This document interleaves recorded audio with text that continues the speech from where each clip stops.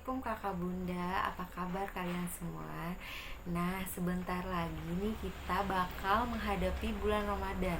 Nah, gimana dong untuk yang ibu hamil gitu?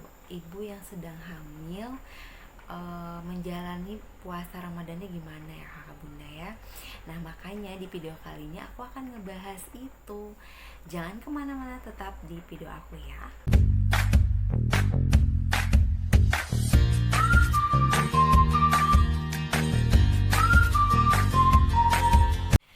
Oke kakak bunda, nah aku tuh seneng banget ya kalau misalkan bisa bikin video ini buat kalian. Karena apa?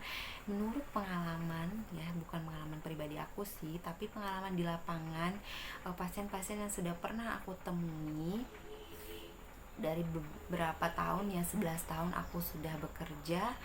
Dan selama sekitar 7 tahun aku meneliti, bukan meneliti sih, maksudnya itu memperhatikan ya ibu-ibu hamil yang memang puasanya yang full sama yang gak puasa, sama yang puasanya mungkin ada sekitar beberapa hari atau cuman yang ditinggal beberapa hari. Itu beda banget loh kakak bunda, keadaan bayi dan ketubannya gitu. Nah oke, sebenarnya puasa pada saat hamil itu boleh gak sih? Ya tentu boleh ya kakak bunda, nggak mungkin nggak boleh. Tapi tergantung dari keadaan tubuh masing-masing ya kan. Yang satu bisa puasa, yang satu belum tentu gitu kan. Jadi setiap orang itu nggak sama kakak bunda. Ada yang sanggup puasa seharian, ada yang cuman puasa beberapa jam udah mual muntah, udah lapar. Nah ada yang seperti itu ya. Aku bakal ngebahas resiko. Ini resiko aja ya, belum tentu semua orang mendapatkan resiko ini, enggak. Resiko ibu hamil puasa 1 bulan penuh tanpa jeda. Nah oke, yang pertama langsung aku kasih tahu aja. Yang pertama tuh ketuban tuh rentan kering loh kakak bunda. Tapi nggak kering-kering sama sekali, nggak ada ketuban enggak. Tapi yang keluar itu cuma sedikit, beneran.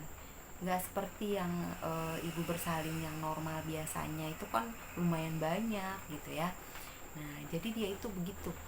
Jadi ibu hamil yang puasanya full 1 bulan, biasanya kan pas sudah melahirkan itu kelihatan air ketubannya pasti akan lebih sedikit. Terus juga warnanya kebanyakan yang aku temukan di lapangan, yang kedua ya, warna ketubannya itu agak kehijauan, padahal umur atau usia kehamilannya itu sesuai aja gitu perkiraannya, sekitar 37 sampai 39 minggu.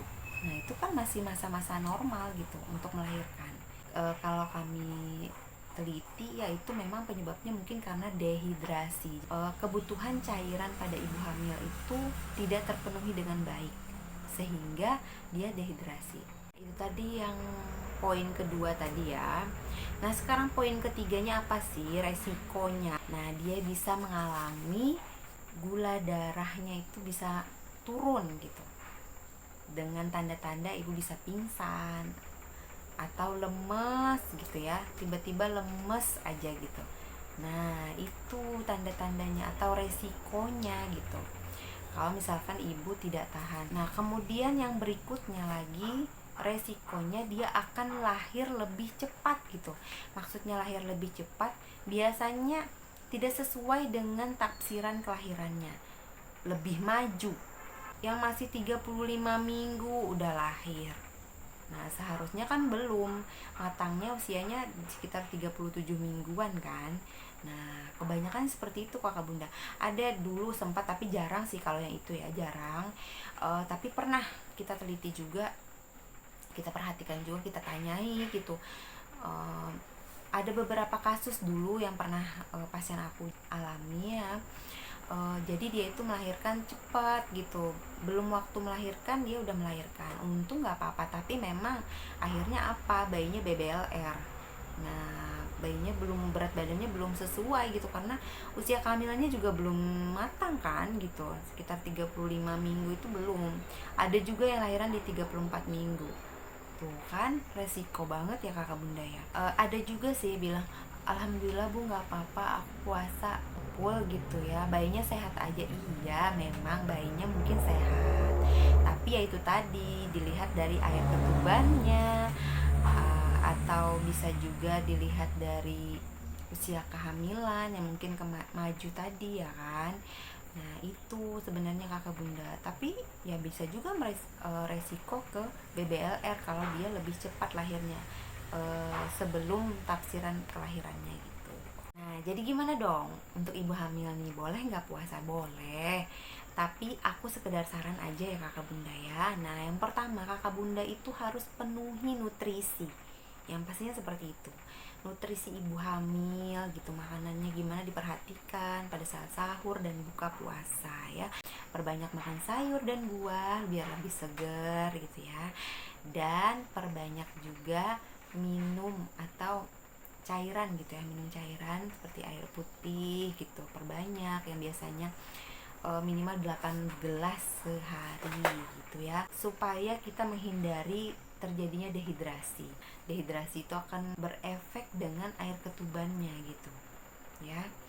Nah kemudian kalau perlu minum susu gitu ya kakak bunda ya, supaya dia lebih kuat gitu ya. Nah itu, kemudian istirahat yang cukup. Kalau misalkan kakak bunda nggak tahan, itu mendingan nggak usah dipaksakan. Nah terus juga kalau bisa selang-seling kakak bunda puasanya. Jadi hari ini puasa, besok enggak, besoknya lagi puasa, besoknya enggak gitu. Nah kemudian aku juga saran nih untuk yang masih awal-awal kehamilan, trimester pertama sekitar 4 minggu sampai 10 minggu itu, cuman sekedar saran ya, kalau bisa jangan puasa dulu deh gitu.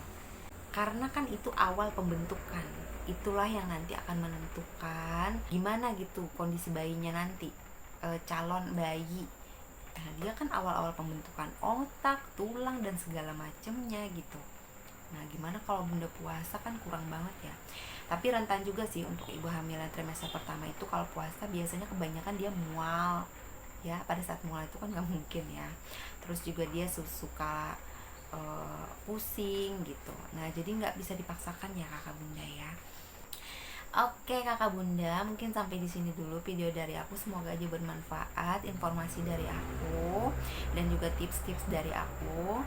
Oke, sampai jumpa di video selanjutnya dan assalamualaikum.